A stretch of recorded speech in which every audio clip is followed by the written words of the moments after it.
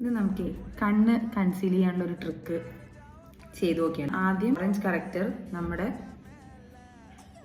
കൈയിൻ്റെ ബാക്കിൽ ഇങ്ങനെ എടുക്കണം.